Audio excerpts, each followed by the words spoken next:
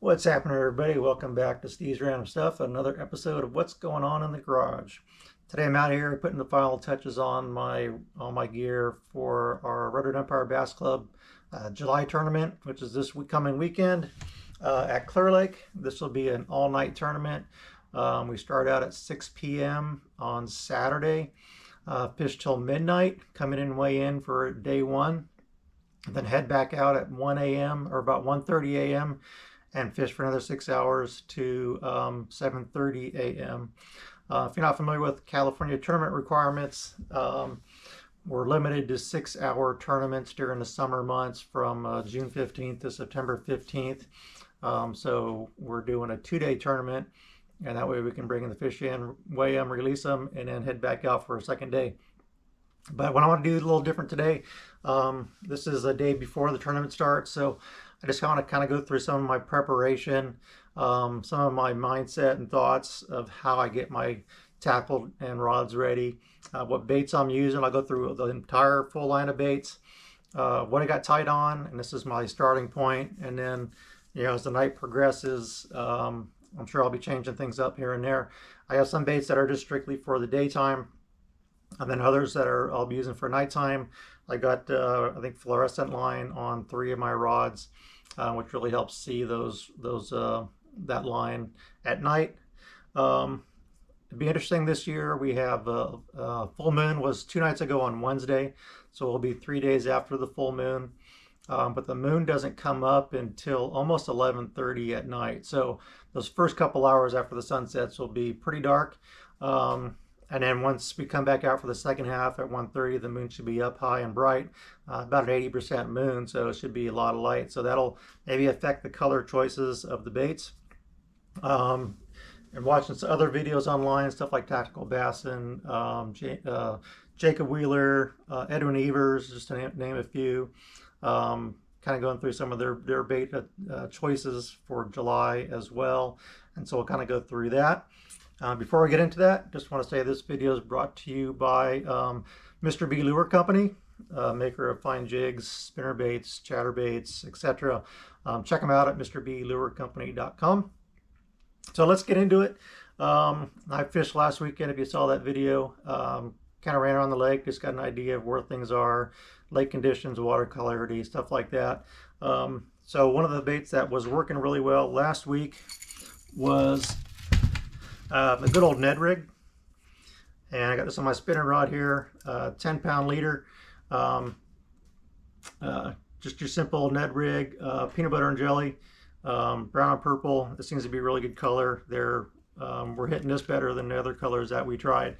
So that's kind of the first bait that I'll start. Like I said, when we start at 6 o'clock, it's going to be 90 plus degrees out there, so we'll be looking on some of the bigger docks and fishing in those shade lines under this cover where the fish can get out there and hide. Next one on my spinner rod, this is kind of one of 3 spinning rods, is a good old shaky head, and this is a Jean LaRue tattletale worm in a green pumpkin purple color. Another daytime bait. I generally don't throw this at nighttime because I generally want to beef up my line and my equipment for those night bites, but good starting bait. I can work those shade areas really well with the shaky head, and it's something I have tied on a lot. As an option to that bait, something a little bulkier is this Exo Stick by Biospawn Lures. Great color during the summertime is this red bug color. And then the other yellow bait that I like, and you've probably seen this before, is the 6.75 Pro Senko. It's a green pumpkin with purple and copper color. Really good color for basically anywhere. And I got a good supply of these. These have been discontinued from what I can tell, but they'll last me a little while. So that's kind of some of my options as far as worms. I got a Senko tied on. I bumped up to a 6-inch Senko. This is in the Monster Shad color from Outdoor Pro Shop in Katati. Something a little bigger, I can cast a little better. It'll get down a little quicker. And of course, wacky rigged for that bait. So that's my Senko setup. Again, that's one I probably won't be throwing at night as much, more of a daytime. for those first few hours, and then maybe in the morning as well. As far as other daytime baits that I'll be throwing, and this may carry into the night, I got a frog. This is a Spro popping frog. For those grassy areas, maybe at dusk, maybe in the morning as well. If there's in some of those weedy areas, I can throw this popping frog. From what I saw last week on the south end of the lake, the grass isn't very thick. There's like scattered grass around the surface, along the edges, maybe from like the bank out about 10 feet. So not any really big grass mats. Unless you head up maybe up north, you'll see more grass. But so the popping frog will cover some of that open water areas where there's grass. Another topwater bait is my old school Vixen. This is one of the original, I guess you say OG Vixen topwater baits. I'll throw this at first during the daylight hours, at dusk, and maybe at dawn. And then from there, as things get dark, I'll switch to a whopper plopper. And the reason I'd switch is because at nighttime, from everything I've been seeing online, other videos and stuff, that they recommend something that runs more straight, in a straight line pattern, whereas this would move along the straight pattern so the fish can hone in on it, kind of like a buzz bait.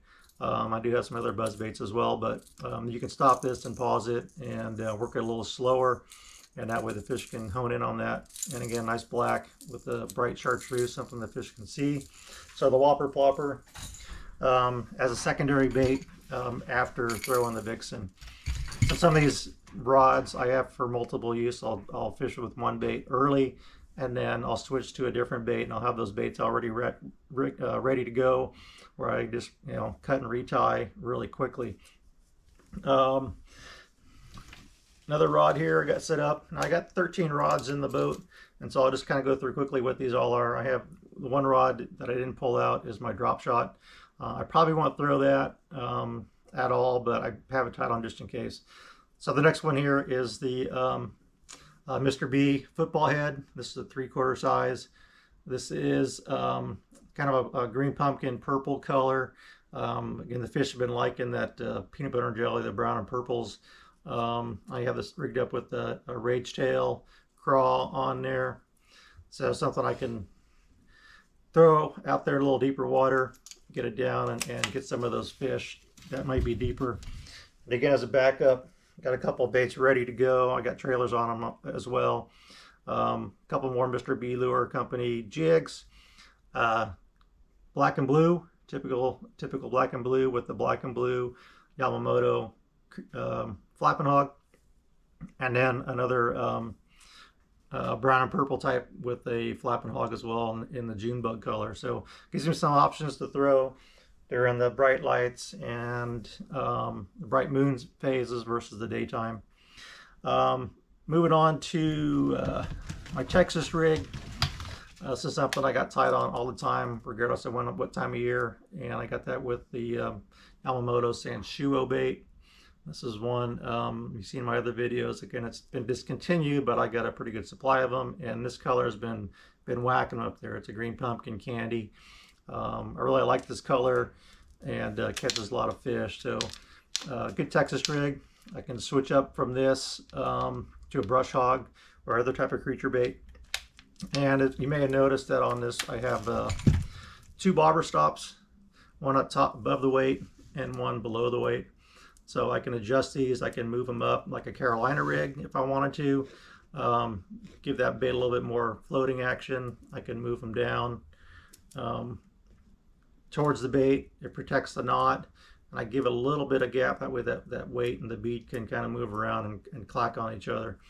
So that's my Texas rig, and I pretty much lately I've been fishing this thing everywhere I go, so try to have one of those. Great bait for any time. Another bait to crawl on the bottom is the good old Mega Bass Dark Sleeper. This caught a lot of fish for us last year, this time of year. The white color, this sexy shad color, was really whacking them at nighttime throughout the night. We use this thing all night long. So I had this on the fluorescent line. This is the spider wire fluorescent line, which I had gotten previously at Walmart, but they're all out.